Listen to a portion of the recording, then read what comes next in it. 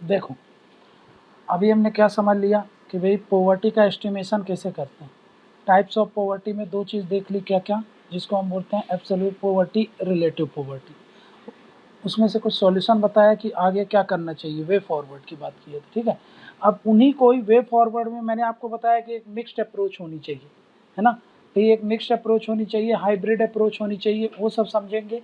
और एक बहुत इंपॉर्टेंट टॉपिक होता है जिसको बोलते हैं मल्टी डायमेंशनल पॉवर्टी, ठीक है, ये क्या होती है ये समझेंगे। बट उसके पहले एक छोटा सा टॉपिक और है, आप थोड़ा सा दिमाग में रख लो कि कॉजेस ऑफ पॉवर्टी क्या है, ठीक है ना।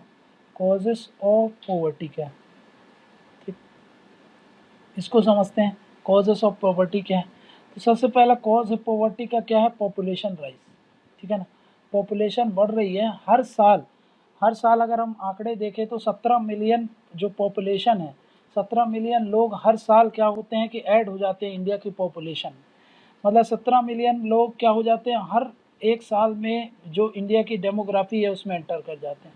अब इतना बड़ा पॉपुलेशन साइज एंटर होता है, रिसोर्स पर बर्डन होता है जो कि सब पर नहीं बढ़ पाता, तो क्या हो जाता है, उसके कारण पॉवर्टी आती है। दूसरा क्या बोल रहा हूँ मैं भाई, एग्रीकल्चरल प्रोडक्टिविटी कम, ठीक है।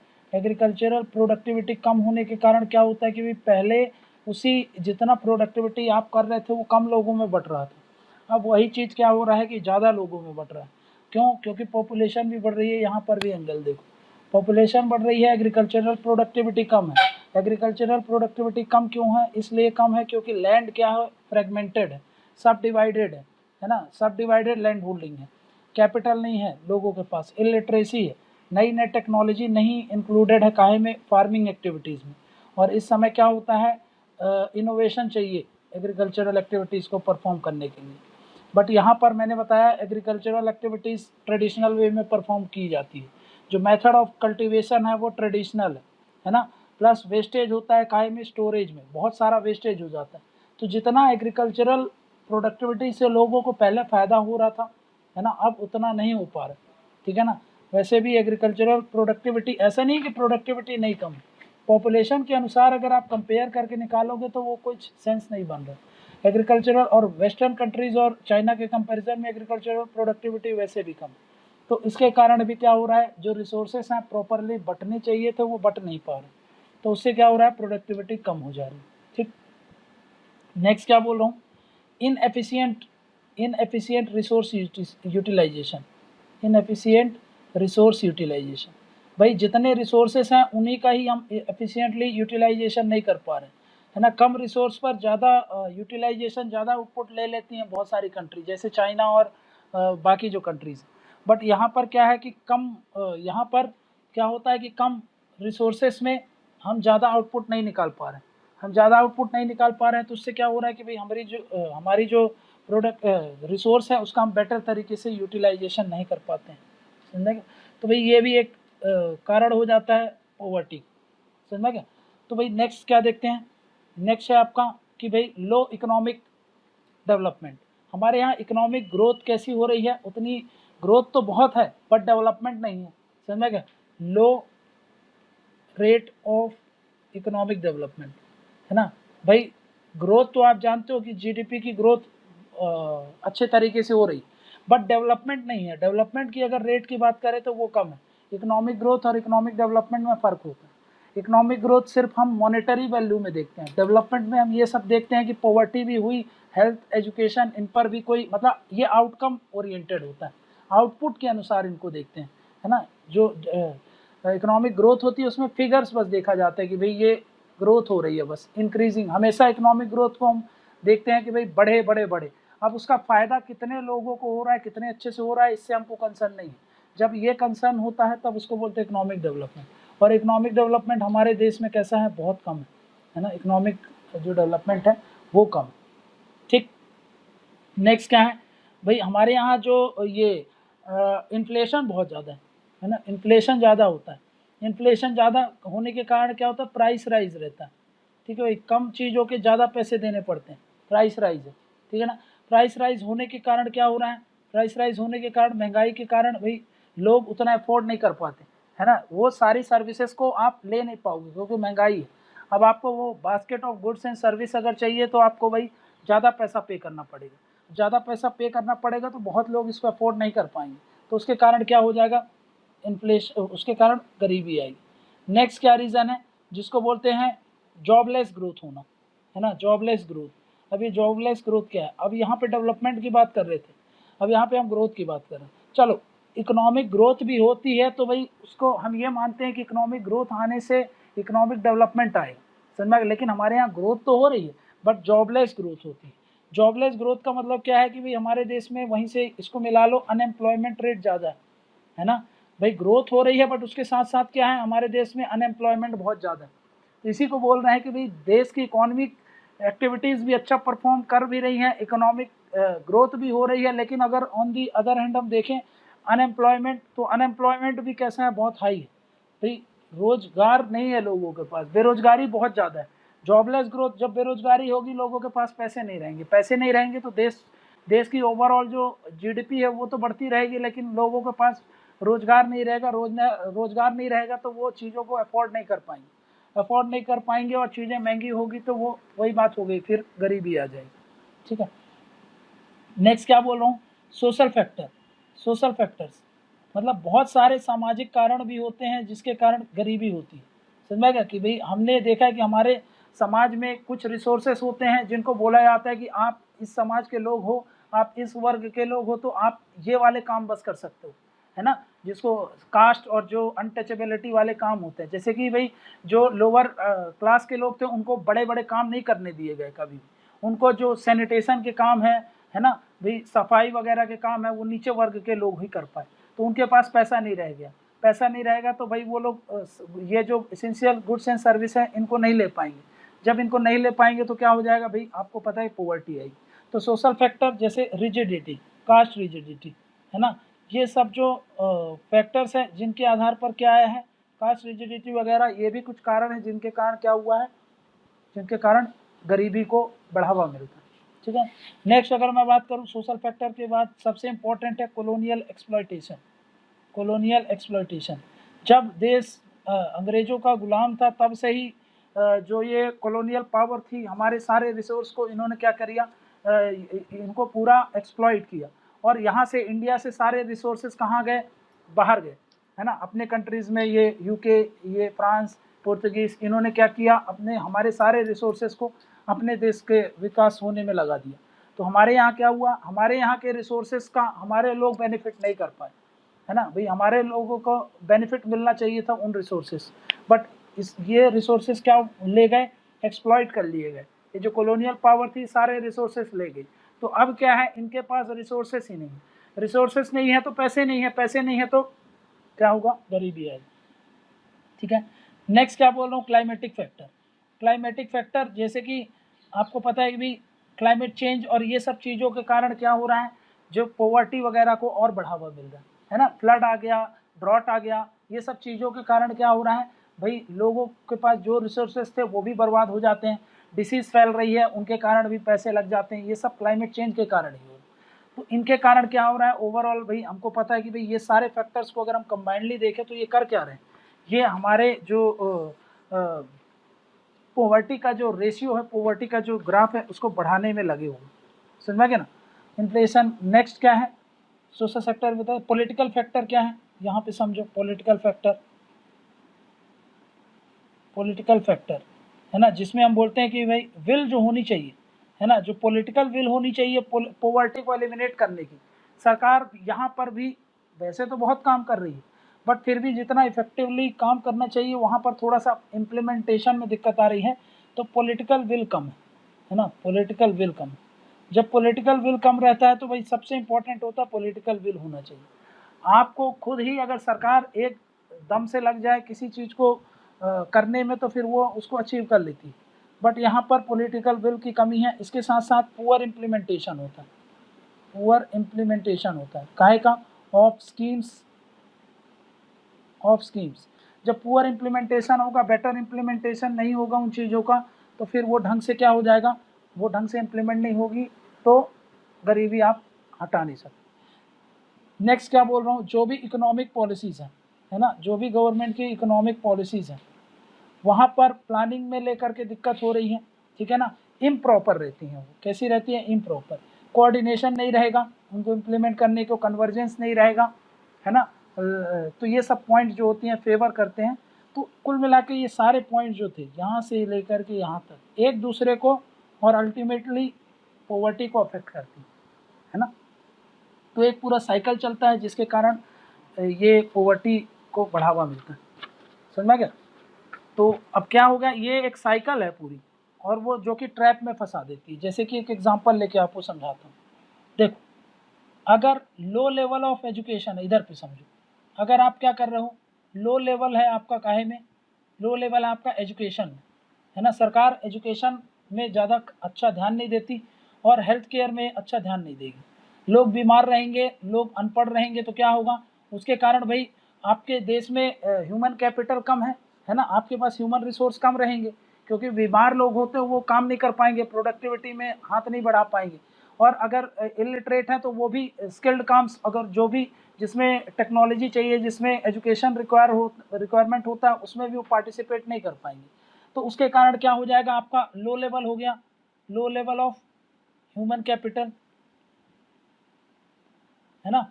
तो low level of human capital के कारण क्या होगा, जब आपका low level of human capital होगा तो आपके देश में जो प्रोडक्टिविटी होगी वो भी कैसी होगी, प्रोडक्टिविटी भी कैसी होगी, लो होगी। तो मतलब लो प्रोडक्टिविटी होगी कि नहीं होगी?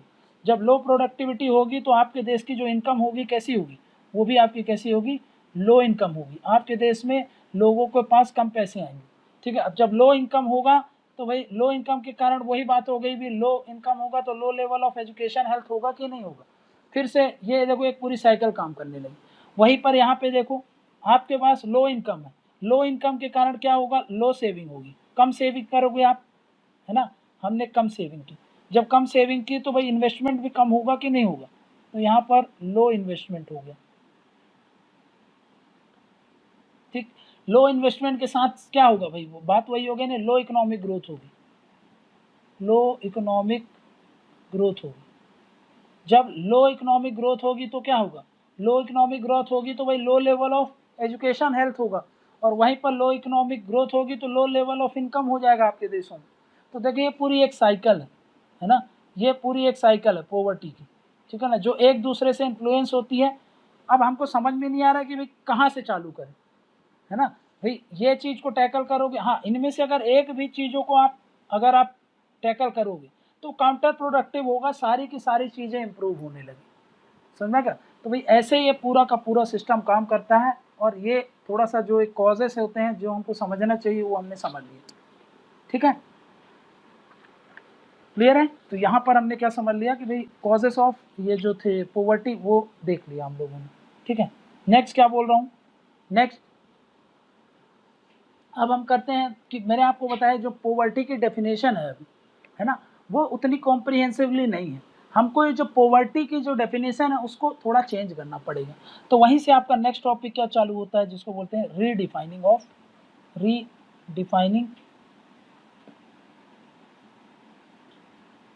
पॉवर्टी,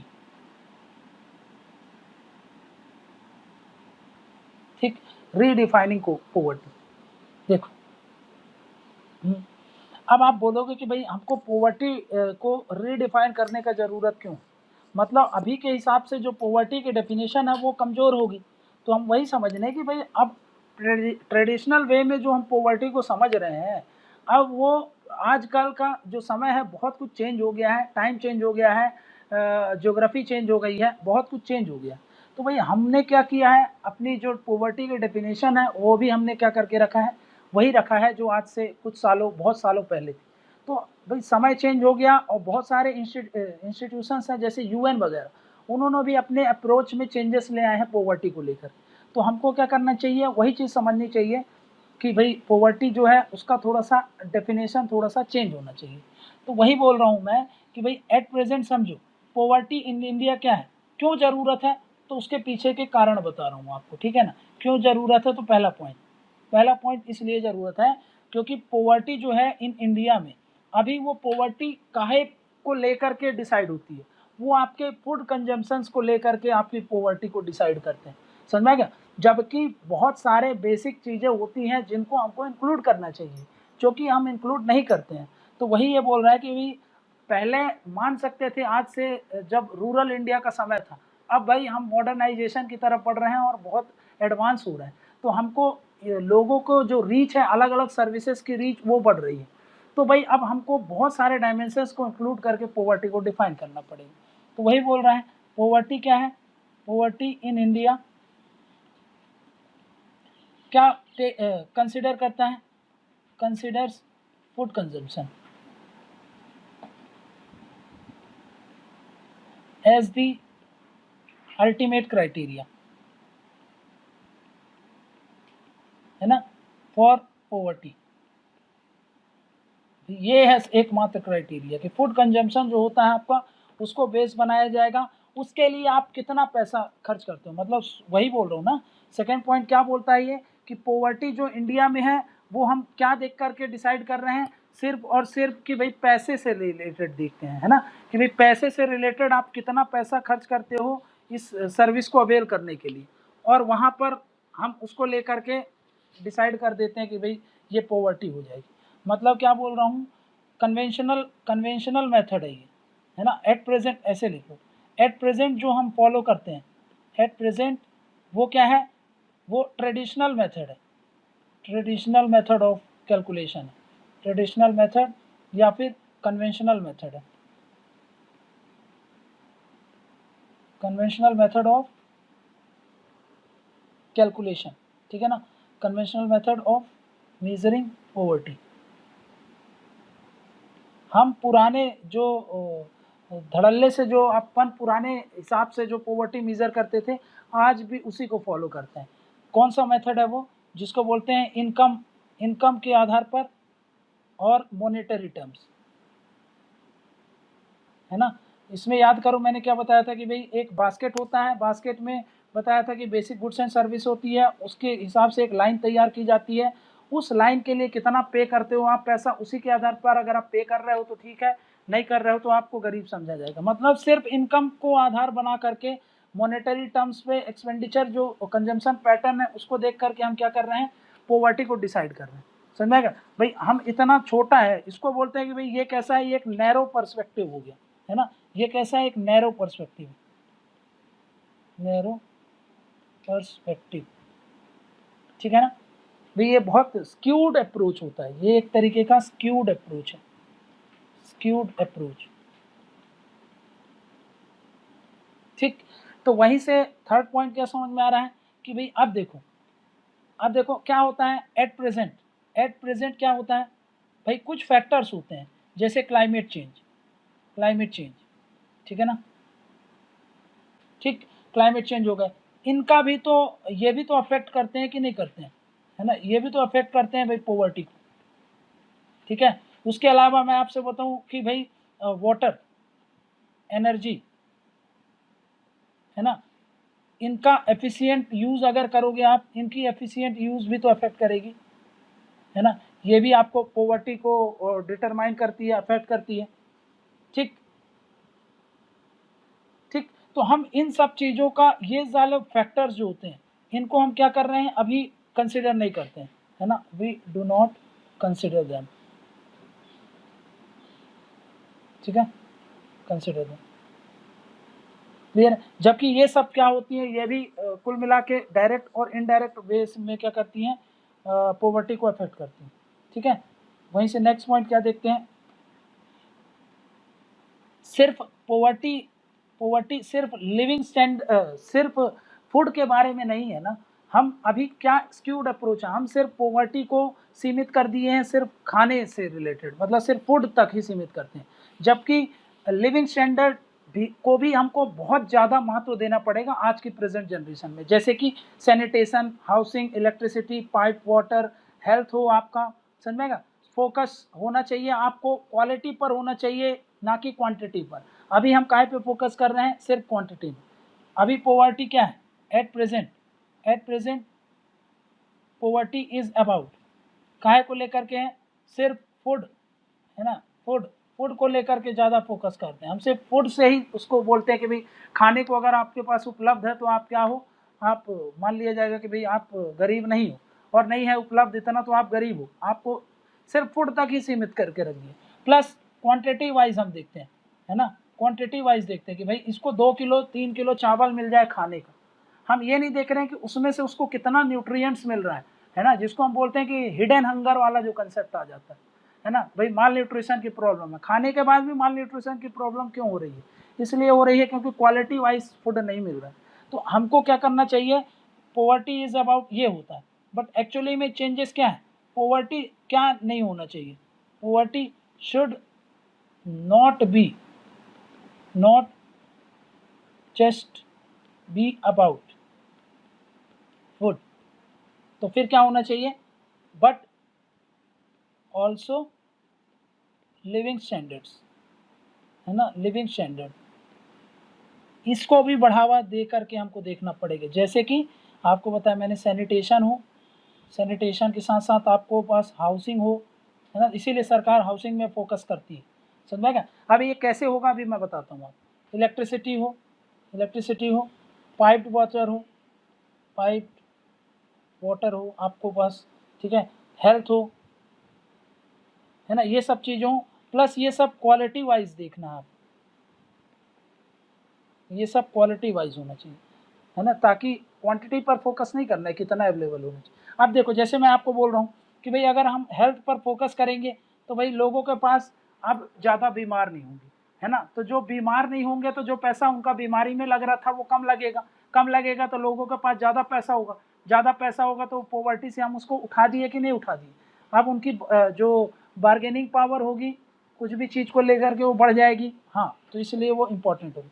सैनिटेशन से ही मैंने आपको बताया था, जब मैंने आपको हेल्थ वाला चैप्टर बता रहा था, सैनिटेशन कैसे हेल्थ को इम्पैक्ट करता है, जब हम प्रॉपर सैनिटेशन रखेंगे, प्रॉपर पाइप्ड वाटर की फैसिलिटीज़ रखेंगे तो लोग क्या होंगे, एक्टिव रहेंगे, लोग एनकरेज रहेंगे, लोगों को दिक्कत नहीं होगी और लोग अच्छे तरीके से काम कर सकते हैं क्योंकि उनका पैसा बचेगा, जो वो बीमार वगैरह हो जाते थे इतना पैसा इधर उधर खर्च कर देते थे तो वो सब नहीं होगा खर्च, है ना, उनको अगर हाउसिंग का फैसिलिटी होगा, इलेक्ट्रिसिटी का फैसिलिटी होगा, हाउसिंग का फैसिलिटी होगा तो भाई वो एक मतलब उनके पास एक सोर्स ऑफ सिक्योरिटी हो जाएगी, है ना, हाउसिंग अगर होगा तो सोर्स ऑफ सिक्योर, जो व्यक्ति सिक्योर होता है, रोटी कपड़ा मकान अगर 3 चीज सिक्योर हो गई उसकी, तो अब वो मेंटली फ्री हो जाएगा, मेंटली फ्री हो जाएगा तो अब वो अपना जो आउटपुट है बेटर तरीके से उसको दे सकता है, समझा क्या। तो उससे क्या होगा, इन सब चीज, इलेक्ट्रिसिटी भी होगी उसके पास, सोचो एनर्जी कंजम्पशन होगी, है ना, एनर्जी कंजम्पशन होती है तो जिसके पास ज़्यादा एनर्जी है उसका एम्पावरमेंट होता है, ये बात आप जान लो, ठीक है ना,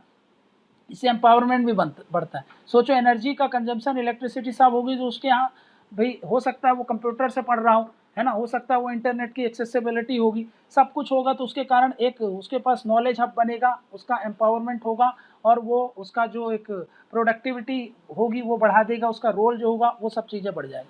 उसके कारण क्या होगा कि भाई इन सब चीज़ों के कारण क्या होता है, सेविंग्स होती है, लोग एक तो काम करते हैं ज़्यादा और सेविंग्स होती है, जब ये सब चीज़ें होती है तो लिविंग स्टैंडर्ड अच्छा होगा, प्लस उनके पास ज़्यादा पैसा होंगे, ज़्यादा पैसा होंगे तो आपको पता है कि पॉवर्टी हम एलिमिनेट कर रहे हैं, समझा क्या। ये चौथा पांचवा जो भी पॉइंट हो। नेक्स्ट पॉइंट क्या था कि पॉवर्टी एक डायनामिक कंसेप्ट है ना, पॉवर्टी एक स्टैटिक कंसेप्ट नहीं है, पॉवर्टी एक डायनामिक कंसेप्ट है, इज अ डायनामिक कंसेप्ट। लेकिन मैंने क्या बताया, अभी इंडिया क्या फॉलो करता है, एब्सोल्यूट पॉवर्टी, ये मैंने आपको क्या बताया था, ये रिलेटिवली कांस्टेंट रहता है, ये मैंने वहाँ पे आपको समझाया था कि भाई यही दिक्कत होती है कि भाई हमने इसको कांस्टेंट ही मान के रखते हैं थ्रू आउट द टाइम, मतलब टाइम के अनुसार देखें कि भाई कुछ साल पहले भी वही आपका एक लाइन था पॉवर्टी लाइन और आज भी वो वही चीज़ है। तो इसके कारण क्या हो रहा है, ये जो ये अब पॉवर्टी मैंने आपको क्या बताया कि टाइम चेंज हुआ है, सिचुएशन चेंज हुई है, इकोनॉमी चेंज हुई है, सब चीज़ हो गई, पर हमने ये क्या है पॉवर्टी लाइन को कांस्टेंट रखा है। अब ये पॉवर्टी लाइन कांस्टेंट क्यों होती है, ये पॉवर्टी लाइन किसके आधार पर डिसाइड होता है, जिसको बोलते हैं पॉवर्टी लाइन बास्केट, है ना। अब पॉवर्टी लाइन बास्केट में हमने एक तरफ रखा था गुड्स, है ना, एक तरफ रखा था सर्विस, है ना। अब ये जो गुड्स एंड सर्विस रखा था हमने, वो कब रखा था, ये बहुत ओल्ड है ना, इसमें जो मटेरियल है, इसमें जो ये हमने ये इसमें जो भी हमने मटेरियल रखे हैं ये सब ओल्ड है, बहुत ओल्ड है ना भाई, मतलब इसमें जो बास्केट है इसको हम क्या कर रहे हैं, इनका कंजम्पशन कर रहे हैं, इनका यूज़ करते हैं, कंजम्पशन कर रहे हैं, यूज़ कर रहे हैं। इस बास्केट में जो आइटम है, जो भी सर्विसेज हैं, जिसके आधार पर पॉवर्टी लाइन डिसाइड हो रही थी, है ना, वो क्या हो रहा है, वो हमने बहुत पुराना जो रखा था वही इंक्लूडेड है। आज उसमें चेंज करना चाहिए, है ना, नीड फॉर चेंज। भाई आज हम दूसरी चीज खरीद रहे हैं, पहले हम रोटी दाल चावल इनको ज़्यादा इंपॉर्टेंट दे रहे थे।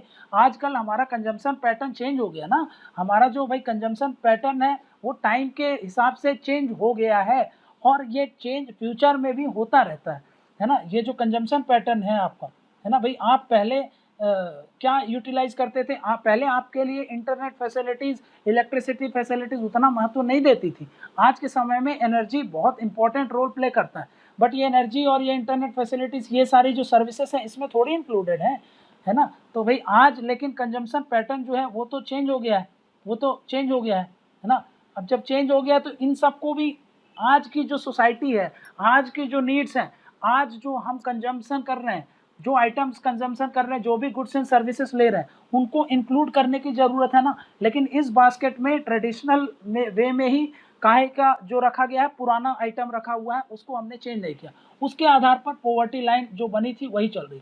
सोचो अगर हम इन सब चीज़ों को इंक्लूड करेंगे तो पॉवर्टी लाइन को जो एक्सेस करने के लिए, अब उन कंजम्पशन, उन गुड्स एंड सर्विस को एक्सेस करने के लिए आपको उतना ही पैसा देना पड़ेगा कि ज़्यादा देना पड़ेगा? अब ज़्यादा देना पड़ेगा, और हो सकता है कि बहुत ज़्यादा देना पड़े, और डाइवर्सिटी भी बढ़ेगी चीज़ों की, तो पॉवर्टी लाइन चेंज हो जाएगी कि नहीं हो जाएगी, और जो कि होना भी चाहिए। लेकिन एक्चुअली में क्या हो रहा है, ये पॉवर्टी लाइन हमारी कॉन्स्टेंट रह रही है। ये एक बड़ा दिक्कत है, समझ में गया। मतलब हमको ये काहे में बोल रहा है कि भाई हमारा जो पॉवर्टी को लेकर के अप्रोच होना चाहिए, नेक्स्ट पॉइंट है, पॉवर्टी का अप्रोच जो होना चाहिए वो कैसा होना चाहिए, वो डिफाइंड होना चाहिए रिलेटिव टर्म्स में, है ना, must be defined in relative terms. Relative terms मतलब क्या, वही चीज रिलेटिव पॉवर्टी जो पढ़ा है कि भाई इनकम जो डिस्ट्रीब्यूशन है, जो गैप है major section of the society के जो लोग हैं उनमें, और जो मार्जिनलाइज सेक्शन है, वल्नरेबल सेक्शन है, उनमें जो गैप है, इनको कम करना है हमको।